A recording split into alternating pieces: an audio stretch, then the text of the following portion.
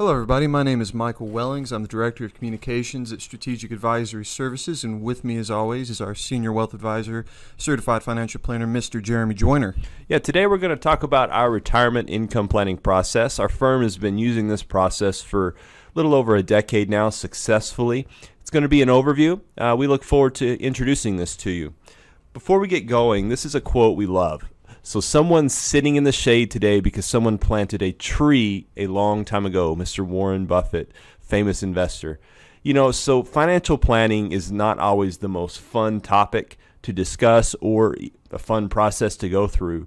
But when you go through that process, what you're doing is you're creating a solid foundation for a long-term success, peace of mind, comfort for your family. And so if you're facing retirement, one of the biggest things you face is developing the income plan. How much should you save? How much can you spend? Where's the income sources going to come from? And finally, how are you going to stay retired and not run out of money? So the 5 biggest risks in retirement we've identified here. And so the first is an increased life expectancy risk. The average life expectancy for women nowadays, I believe, is 86, and for men it's about 84, which is up a lot from past years. So in retirement, you need to be able to plan to live longer and longer so that your money won't run out on you. So with increasing life expectancy, inflation risk also becomes a factor. If you're 65 years old and retiring, which is about the average age most people retire, the things you buy today are going to get a lot more expensive in the future.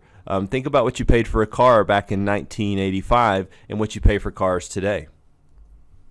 Number 3 is a healthcare risk. The biggest expense you'll have in retirement is going to be healthcare.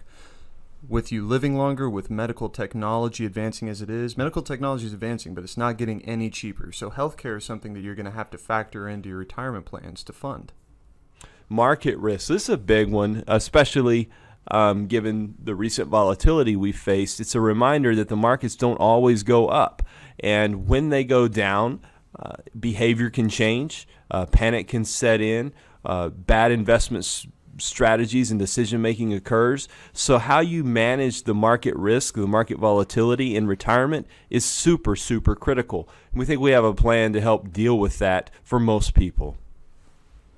And finally, providing financial support for other family members. And this takes place usually in one of 2 ways, whether it's caring for yours or a spouse's aging parents who may not have long-term care but required or a similar situation, or my favorite to refer to are unlaunched children. So if you haven't seen Failure to Launch, it's a movie with Matthew McConaughey released a few years ago. It details this very problem where a retired couple are caring for their son who's 40 years old and hasn't launched. And this is something that needs to be planned for just in case.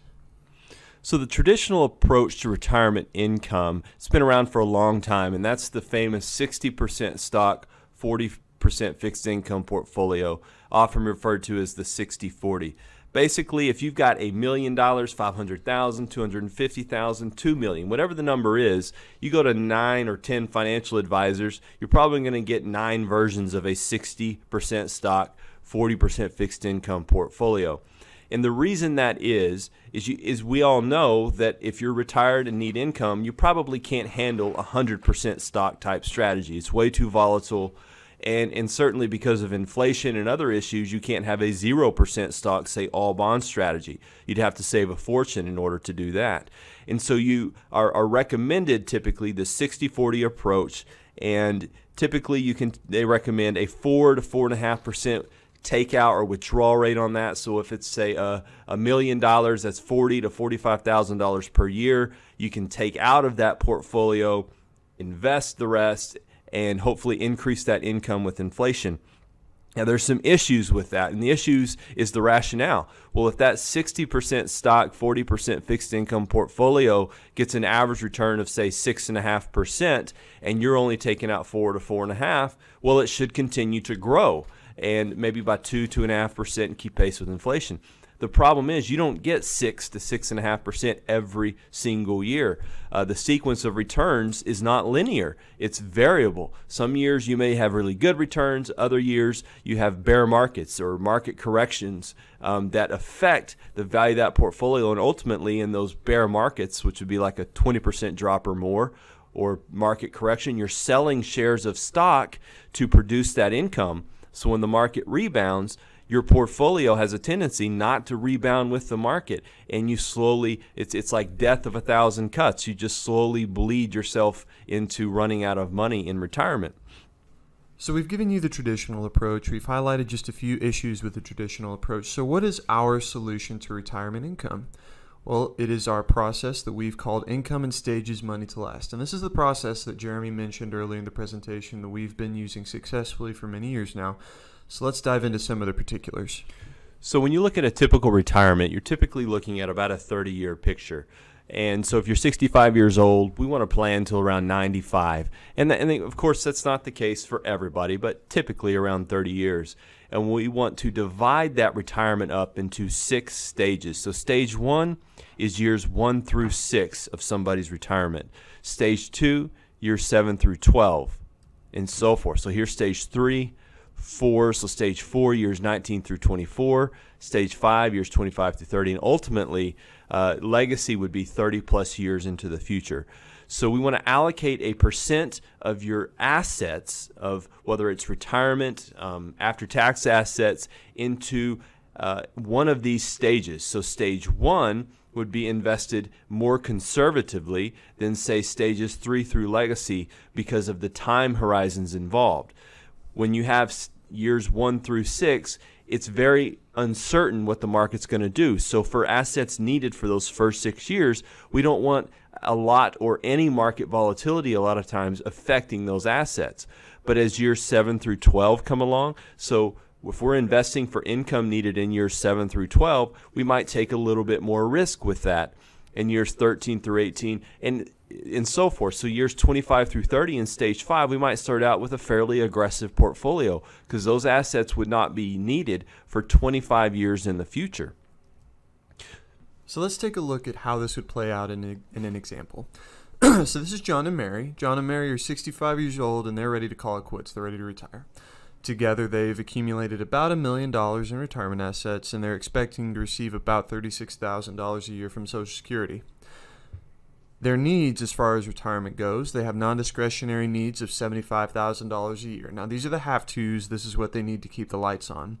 They have discretionary needs, which are the I want-tos, of $10,000 a year for 10 years. They'd like to travel at $5,000 a year for 15 years, and they'd also like to leave what they started with, the $1 million. They'd like to leave that as a legacy to their 2 children. So we start with a preliminary planning process where we build in these income streams. So if you'll see on this chart, you've got the fixed needs growing at $75,000, or growing with inflation, starting at $75,000. So you can see at 78 years old, instead of needing 75, they need 113,000 to basically buy the same stuff, use the same services. The additional needs, that discretionary and travel need, those fall under the additional need category. And so if you track this along, you got fixed needs, additional needs, and then we can offset that with other income streams, in this case like Social Security income.